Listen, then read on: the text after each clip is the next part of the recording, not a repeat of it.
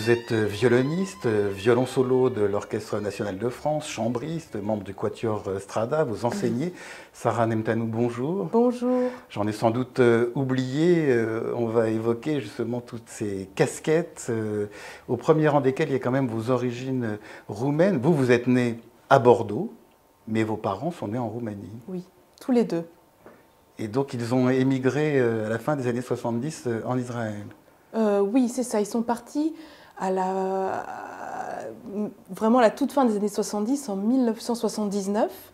Mes parents venaient de se rencontrer quelques mois plus tôt. Et comme voilà, à ce moment-là, il y avait une recrudescence de l'antisémitisme en Roumanie, ils facilitaient les visas pour les familles juives pour qu'ils puissent partir en Israël. Et c'est ce qu'a décidé la famille de mon père. Et comme ma mère n'était pas juive, ça a été un peu compliqué pour elle, vis-à-vis de ses parents, de quitter la Roumanie par amour. Mais finalement, tout s'est très bien passé. Elle a suivi donc mon père à Tel Aviv, où se sont installés mes grands-parents paternels. Et ils sont restés 1 an là-bas, le temps que mon père passe des concours dans les orchestres français. Et ensuite, ils ont commencé leur vie à Bordeaux. C'est là qu'ils ont atterri. Là qu'il est devenu violon solo de l'orchestre de Bordeaux. Alors quand on pense à la Roumanie, on pense à tous ces immenses musiciens, au premier rang desquels George Enescu, qui a été aussi le maître de Yehudi Menuhin, qui est une des très grandes figures de la composition et du violon. On pense à Clara Askil, Dino Lipati, plein de noms nous viennent à l'esprit, que ce soit Radulescu ou d'autres. Vous avez l'impression d'appartenir à une filiation par rapport à ça?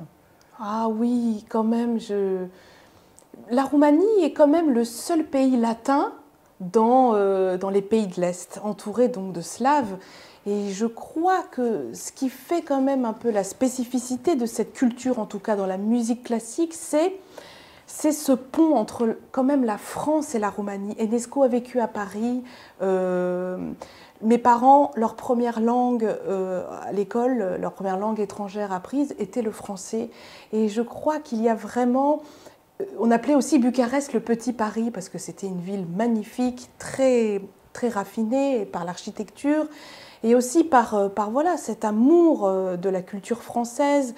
Et je crois que oui, tous ces musiciens, ces artistes que vous venez de citer ont été inspirés par cette culture française, par la musique française, par cette manière d'écrire très simple, très novatrice aussi. Et oui, mon père ayant lui-même appris avec un grand pédagogue violoniste roumain qui s'appelait Ștefan Gheorghiu, qui a été un des élèves notamment aussi du grand David Oistrakh, mais voilà, lui-même très, très fasciné par George Enescu, et donc, du coup, tout ça fait que, oui, je m'identifie très facilement à cette culture, oui, et à tous ces grands artistes. Alors justement, votre père, grand violoniste, violon solo de l'orchestre de Bordeaux, parfois il peut y avoir une envie de rébellion quand on est jeune, justement, quand on a un père qui est une grande figure de la musique, soit de vouloir faire un autre instrument, soit de ne pas vouloir faire de musique du tout. Alors, ça dépend de qui on est et des parents qu'on a. En l'occurrence, mon père est un homme charmant, plein d'humour et très, très élégant. Et c'est quelqu'un à qui on a envie de ressembler. Et j'avais absolument envie de faire ce qu'il faisait parce que je le voyais heureux de faire de la musique tout simplement et de faire de l'orchestre. Et ma mère étant chanteuse, j'avais envie de chanter avec mon violon et c'est ce que j'essaye de faire encore aujourd'hui. Et ils m'y ont vraiment aidé. Donc c'était, en tout cas dans mon cas, très facile de m'identifier à mes parents et de vouloir faire comme eux. Oui, alors Sarah Nemtanou, moi je vous ai entendu dans plusieurs interviews. Vous jouez quand même un des instruments les plus difficiles au monde, Oui. une exigence technique folle. Oui. Et puis quand on vous entend parler, je suis un peu fainéante, je suis ceci, je suis là, on ne croit pas du tout. Non, mais si, quand on est un peu doué, comme ce que c'est vrai, je suis plutôt douée, mais c'est vrai qu'on m'a appris aussi, et mon père s'est tué à la tâche pour me dire qu'il fallait respecter, prendre soin de son petit talent et que pour le faire grandir, il fallait l'arroser tous les jours, quoi. Fallait l'entretenir et j'ai vraiment essayé de retenir cette leçon, même si mon naturel me rattrape encore aujourd'hui. Mais bon, voilà, je travaille quand il le faut, évidemment, mais je ne suis pas la seule violoniste sur cette planète. Il y en a plein qui jouent vraiment magnifiquement bien. Et puis il y a ce grand musicien qui est votre père. Vous l'appelez parfois pour lui demander des conseils. C'est extraordinaire ce doute que vous pouvez avoir. Et vous avez besoin justement d'un maître qui vous rassure, qui vous aiguille.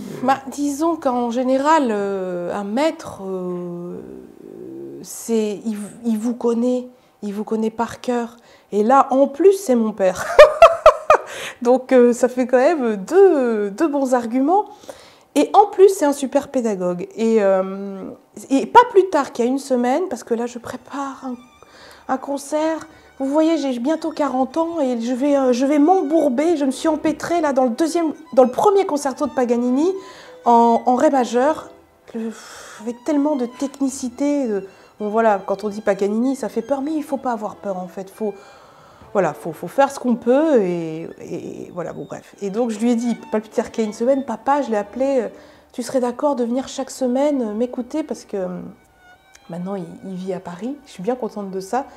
Et donc je lui ai dit, voilà, j'aimerais te roder mon concerto, je te le joue et bien sûr qu'il m'aide, bien sûr, puisqu'il me connaît et il va me donner une petite clé sur quelque chose qui coince et il va me rassurer sur certaines choses.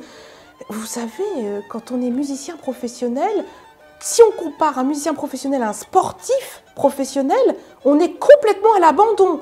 Les sportifs de haut niveau ont un coach physique, un coach mental et je ne sais quoi. Donc, on n'a pas ça, non. Et je crois que mon idée dans la transmission, et comme j'aime enseigner et que vous vouliez m'en parler, je vous devance, excusez-moi, mais c'est un peu ça. On ne nous apprend pas ça, on ne nous apprend pas à être totalement indépendant, lucide. Et j'ai envie de transmettre ça, juste de mettre tous ces éléments-là ensemble. Ce n'est pas juste le cerveau qui apprend, qui joue, et les doigts qui marchent. C'est tout un ensemble de choses en fait qu'il faut raccorder et qui font que ça donne une réelle unité. Et voilà, donc mon père, il m'a transmis ça, il m'a transmis ses valeurs et évidemment, ses conseils sont précieux.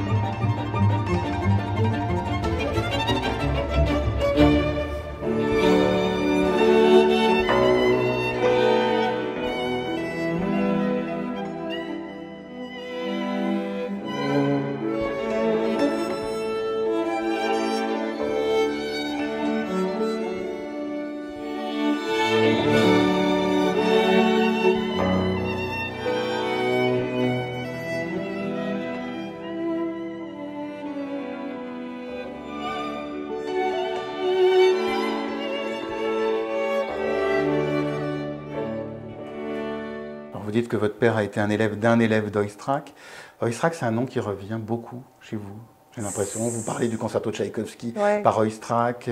C'est une figure gigantesque du violon qui bouleverse tout le monde. Enfin, j'ai jamais rencontré un ou une violoniste qui ne cite pas le nom d'Oistrakh dans les grande figure, mais pour vous, il a une résonance particulière. Oui, déjà, pour plusieurs raisons. Il y a toujours l'aspect violoniste et l'aspect humain. Et là, je trouve que ce violoniste, en réunissant quand même les deux, il a un respect fou du texte. Et avec une élégance et une sobriété, mais qui paraît comme ça, mais en fait, avec un feu intérieur incroyable. Et je trouve que, ouais, il s'est battu pour défendre. Il a créé le concerto de Shostakovich, certaines pièces de Prokofiev aussi.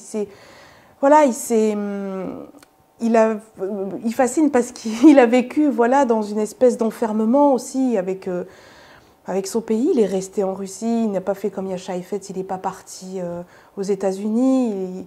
Mais à la fois, il avait fait ce choix-là parce que je ne sais pas pourquoi, mais après, artistiquement et musicalement, il s'est battu pour que les grands compositeurs qui avaient leurs choses à dire puissent être transmises, voilà, à travers lui. C'est-à-dire que voilà, il y a ce côté-là, engagé quand même politiquement, malgré le fait d'être resté en Russie. Et puis, techniquement, sur le violon, c'est rarement aussi équilibré entre l'élégance, la pureté technique et le respect du texte.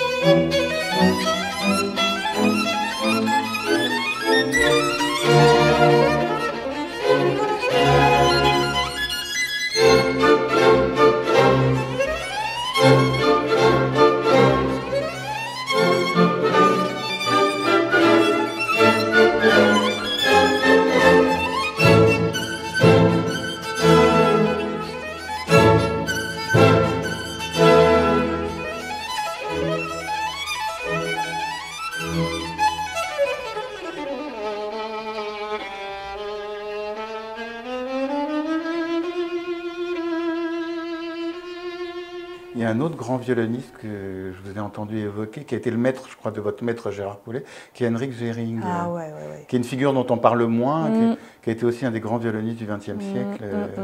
Et qu'est-ce que vous admirez chez ces Alors, je vais vous raconter une petite anecdote. Bon, il y a quelques années, j'ai passé une soirée avec un ami avec qui je joue beaucoup, qui s'appelle Pierre Fouchenray, qui est donc le premier violon du Quatuor Strada. Dont vous êtes le deuxième violon. Dont je suis le deuxième violon. Et donc, on parlait du concerto de Schumann pour violon. Et on s'est dit, tiens, on va écouter à l'aveugle plusieurs versions sur Internet.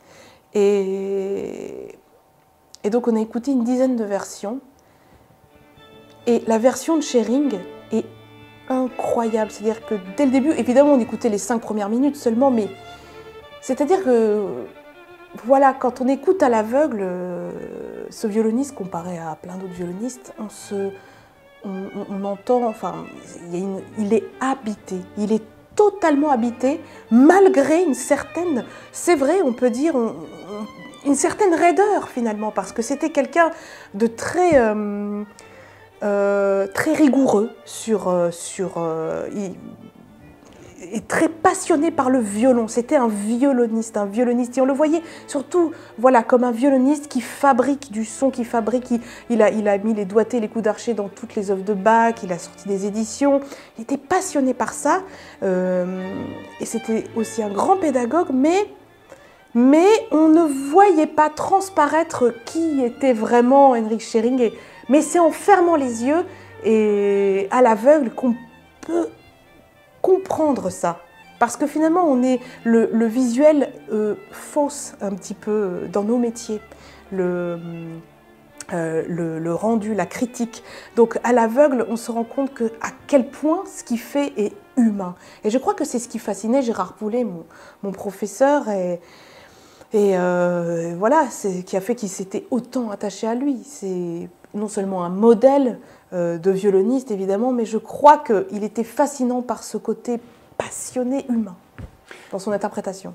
Alors vous êtes violon solo de l'Orchestre national de France. En allemand, on pourrait dire Concertmeister. Je trouve qu'il y a, c'est un travail extraordinaire. Enfin, c'est un poste entre guillemets très prestigieux. Et je trouve qu'en France, ça n'a pas la résonance que ça peut avoir dans d'autres pays, dans le grand public. C'est-à-dire qu'on ne se rend pas compte à quel point c'est un travail incroyablement difficile. Est-ce que vous pouvez, pour les auditeurs et les téléspectateurs, dire un peu de quoi il s'agit quand on est violon solo d'un orchestre? Vous l'êtes depuis 2002 au sein du National. Alors oui, je vais fêter mes 20 ans à l'Orchestre national en 2022. Alors le poste de violon solo, c'est assez passionnant. C'est un poste... quelque part, imaginons que l'orchestre est un village de 100 personnes, que le chef d'orchestre en est le maire et que nous en sommes l'adjoint au maire. Les maires peuvent changer suivant les élections, mais l'adjoint au maire, il restera et il sera là, il sera souvent plus longtemps là que le maire. Donc je suis quelque part un lien entre les demandes du chef d'orchestre et aussi, je connais bien les musiciens, je connais bien les personnes qui composent l'orchestre et j'essaye, c'est un rôle un peu de diplomate, j'essaye artistiquement de faire en sorte qu'on garde notre identité d'Orchestre national de France avec notre son, avec notre manière de jouer, surtout la musique française, avec les traditions et à la fois les envies de certains chefs qui nous communiquent. Et bon, ça c'est pour la partie artistique, mais après, voilà, le rôle humain aussi, de manière un peu plus diplomatique, il est assez délicat parce que quelque part, on a le poste hiérarchiquement le plus important de l'orchestre.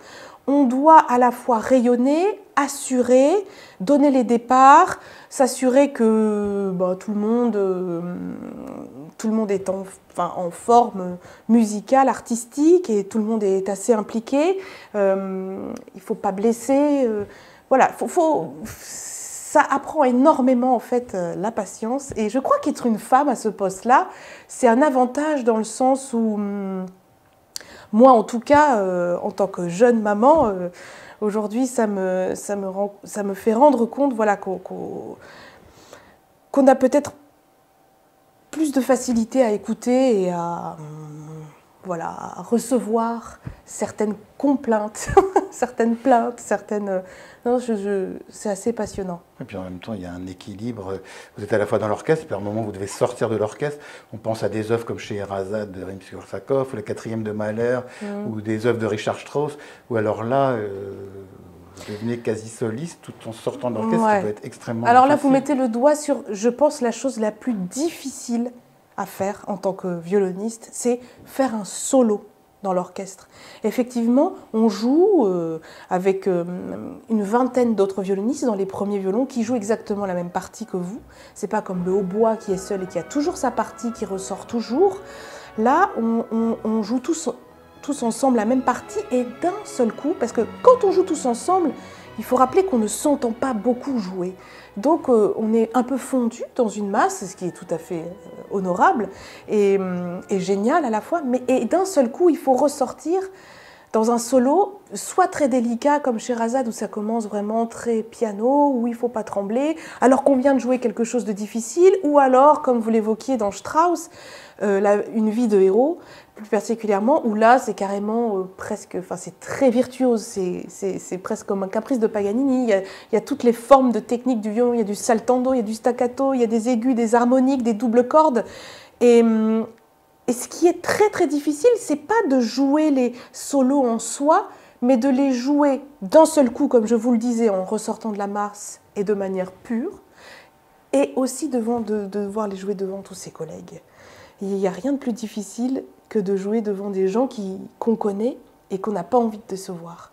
Et c'est un exercice vraiment délicat, il faut savoir respirer.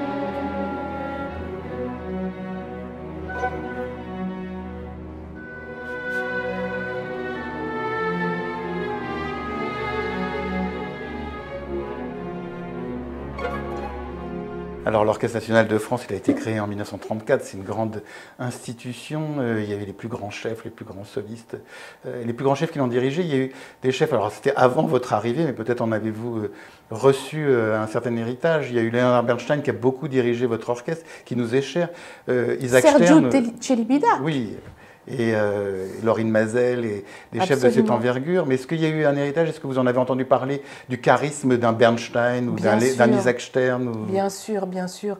J'ai encore des collègues qui étaient là à l'époque où Bernstein a été nommé. Il a dirigé 1 an l'orchestre, je crois. Et je revois, et c'est génial de pouvoir revoir sur Internet les concerts qu'il dirigeait. C'est vraiment tout à fait ancré dans l'ADN de l'orchestre. C'est-à-dire que c'est une fierté, c'est une richesse, c'est comme une nouvelle branche qui pousse de l'arbre de l'orchestre et qui restera là pour toujours.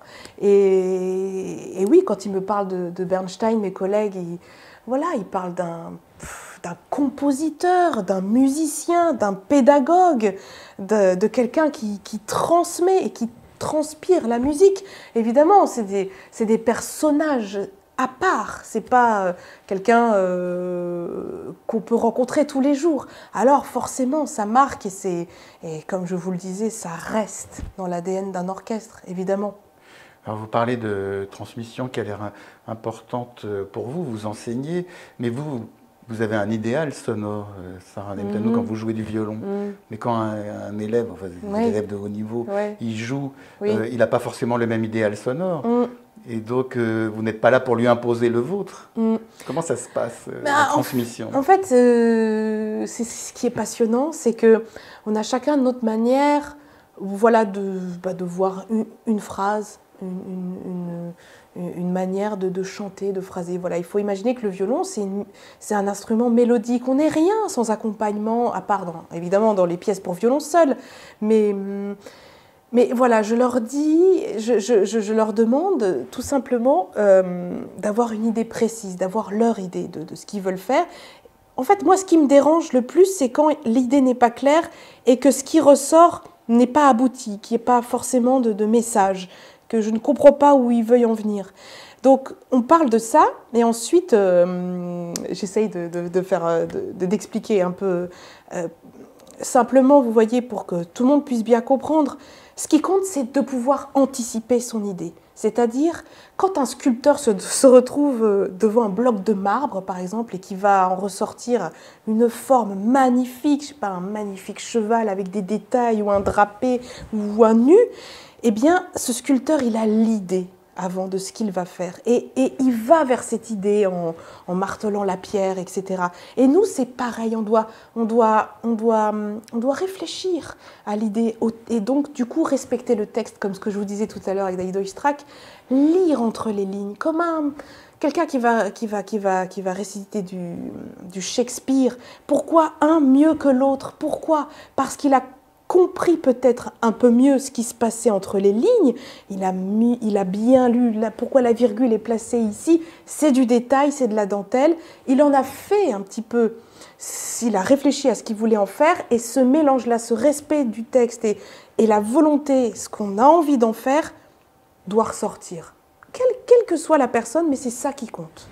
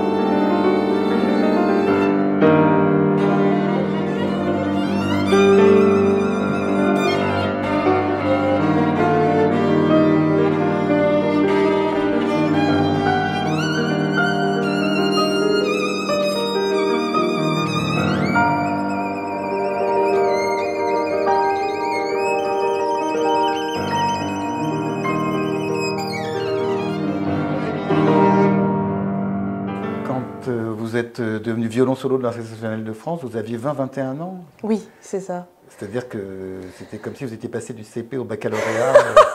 En fait, j'étais en dernière année de perfectionnement au Conservatoire de Paris et c'était en mai 2002 et j'allais avoir 21 ans en juillet. Et c'est vrai que je revenais d'un concours international, le concours Stradivarius. Concours Stradivarius à Crémone, où j'avais rencontré le grand violoniste Salvatore Accardo, un spécialiste de Paganini. Bon, bref. Et donc, j'étais vraiment en forme. Violonistiquement, j'étais en mode challenge, concours. Et c'est vrai que... Mais vous voyez, c'est un concours de circonstances. J'ai présenté ce concours. Mon père était... Mais il ne m'a pas du tout empêché de le passer, parce qu'il savait à quel point c'était difficile.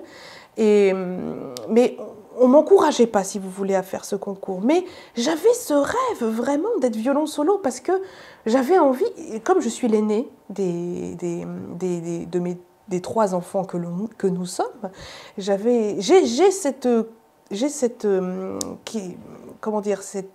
question de la responsabilité en moi et ça me plaît en fait d'être responsable.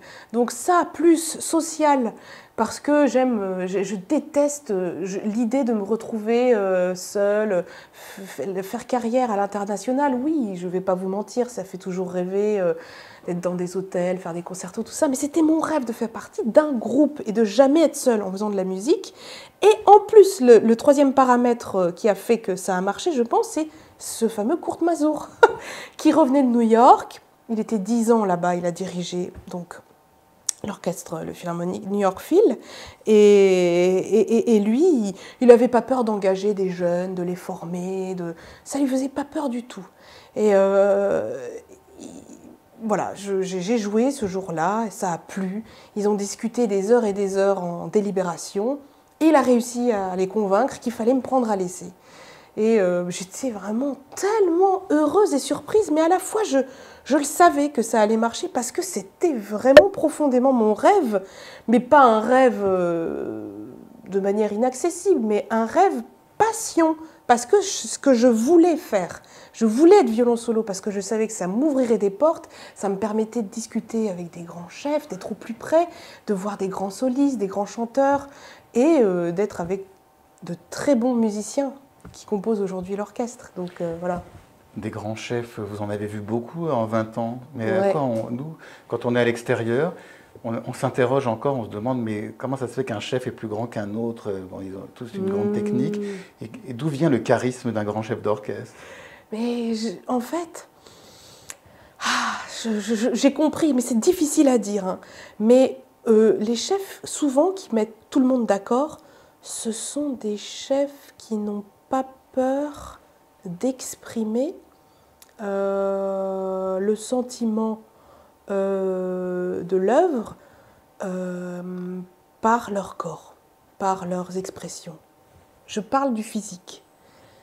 Par exemple, Kurt Masur, quand on faisait l'intégrale des symphonies de Beethoven, il nous mettait souvent un petit papier sur le pupitre qui nous informait du contexte historique, politique du moment. Il nous faisait toujours aussi un petit discours avant une symphonie importante, avant un contexte. Il plantait un décor. Et rien que ça montre à quel point la personne, le chef d'orchestre, est capable de se mettre à la place du compositeur. Donc c'est une certaine forme d'empathie. C'est-à-dire c'est un équilibre entre l'ego de chef, c'est moi qui dirige, c'est moi qui décide si on fait ci, si on fait ça, et à la fois l'empathie avec l'œuvre. Et donc trouver un équilibre entre ce qu'on a envie de faire de l'œuvre, comme ce que je disais tout à l'heure, quand j'enseigne, l'idée qu'on en a, les gens qui nous entourent, le contexte politique du moment, et ce mélange fait, et aussi, et donc ma première phrase, est aussi cette sorte de lâcher prise dans la manière de le transmettre, c'est-à-dire Kurt Masur, Mazor, oh, je ne sais pas ce que ça veut rien dire. Vous l'avez hébraïsé. Ouais. Il a beaucoup joué en Israël. Ouais, c'est vrai. Il n'avait pas peur de recommencer 20 fois le même début d'œuvre pour qu'on comprenne et qu'on soit tous dans la même image et dans la même ambiance, dans le même sentiment. Et quitte à bâcler les autres mouvements, non. Il voulait que ça, et ça marque. Aujourd'hui, quand on joue une symphonie de Brahms, j'ai toujours la version de Mazur dans mon ADN, parce qu'il nous l'a transmis avec son corps, son émotion, et il n'a pas essayé de le cacher, si vous voulez.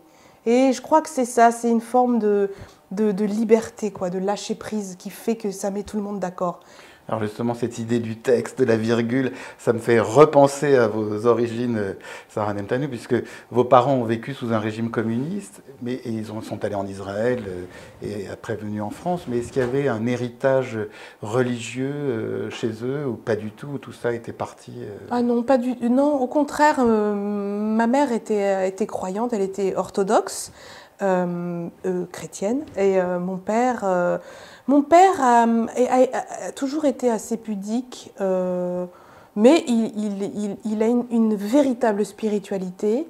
Et je suis moi-même avec un compagnon qui a été éduqué dans la religion protestante, mais qui a étudié un peu les religions et qui se sent beaucoup plus proche de la religion juive que du reste des autres religions, par sa richesse, par son ouverture. Et on fêtait, voilà, c'était Pessah récemment, mais on fêtait ensemble les fêtes avec donc le frère de mon père qui s'est installé à Bordeaux, qui était violoniste aussi, avec sa femme qui était juive écossaise, et mes cousins. Donc on se réunissait et on fêtait, donc on en parlait, on le vivait, et j'étais à chaque fois vraiment fascinée voilà, du sens de tout ça, de tout ce qu'on fêtait, de l'œuf, de l'os, du pain azim.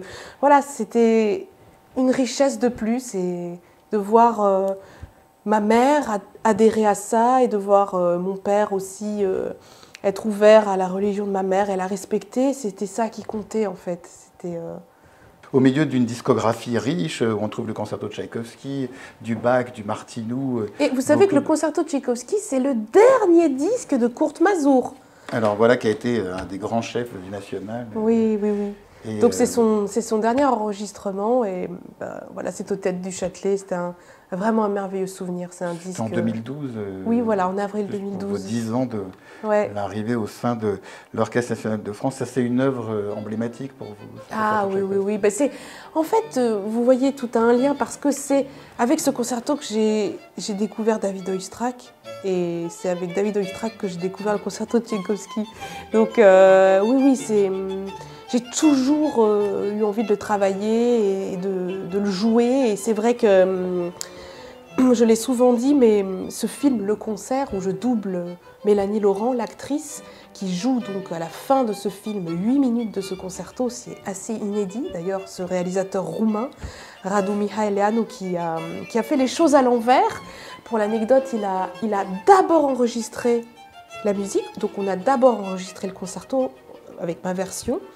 Et ensuite, on a tourné la scène finale au Châtelet sur la bande qu'on a enregistrée. Donc c'est voilà, c'est un respect total pour la musique et c'est une mise en avant extraordinaire. Et j'ai voulu ensuite, après le succès du film, sortir un premier disque sans Tchaïkovski et c'est mon deuxième disque. Et en plus, ce qui est incroyable, c'est que le concert de ce disque, parce que c'est un disque live, a été programmé au Châtelet. Donc voilà, ça fait complètement sens et je suis très nostalgique de cette période.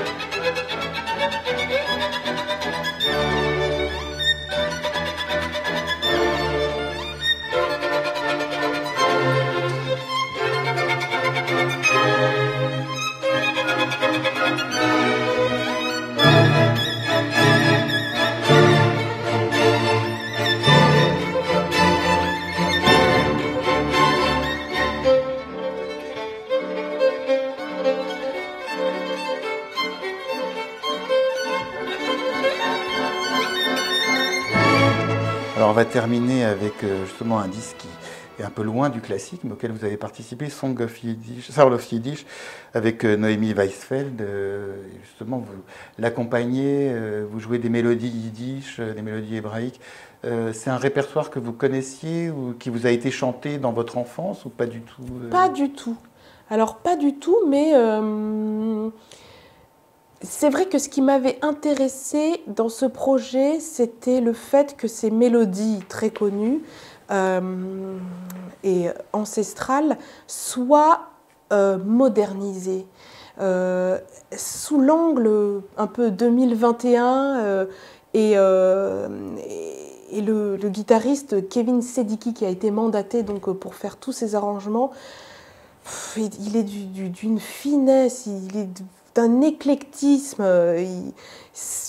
J'ai fait une rencontre extraordinaire grâce à Noémie avec ce guitariste Kevin Sedicki. Et vous savez, quand vous faites ce genre de rencontre, quand vous êtes un artiste et que vous rencontrez quelqu'un comme ça, qui vous inspire, qui, oulala, d'un coup, tout vibre, il se passe des choses, vous avez envie de l'entendre. Dès qu'il joue, il y a des choses qui s'ouvrent comme ça, qui s'illuminent.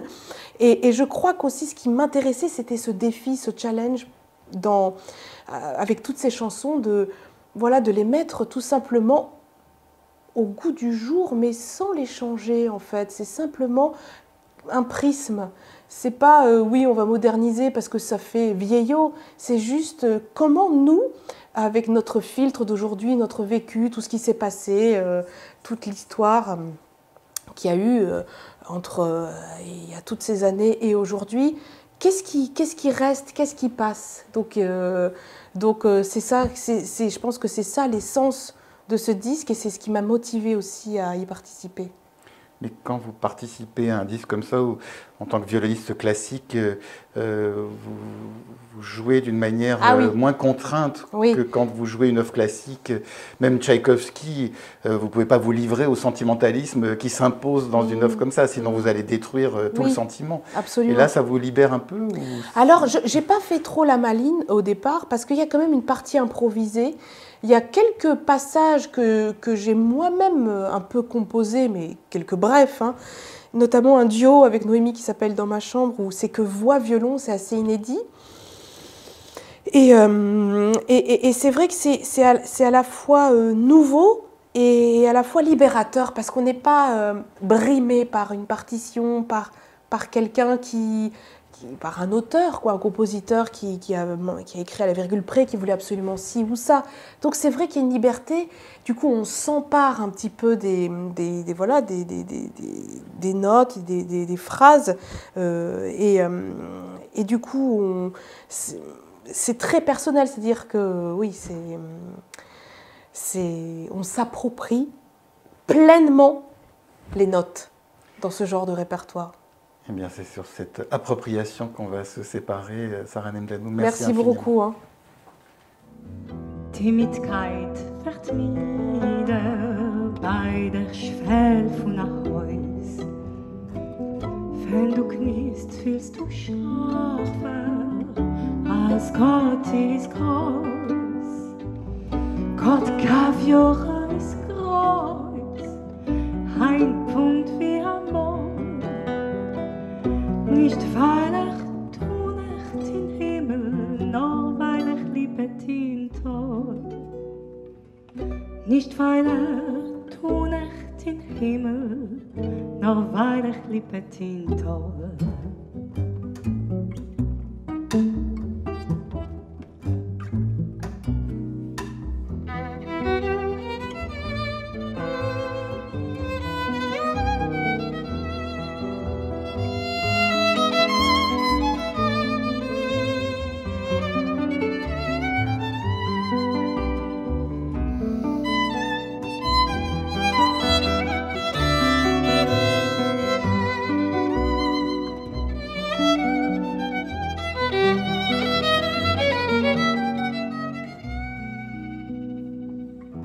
Was wohl ist zu dem, was noch liebt in der Herz? Theresa gewesen beschert und und Adress gefallen in dein Gemüt. Und mit Wunder sich zerblit in dein Lieb. Und mit Wunder sich zerblit in dein Lieb.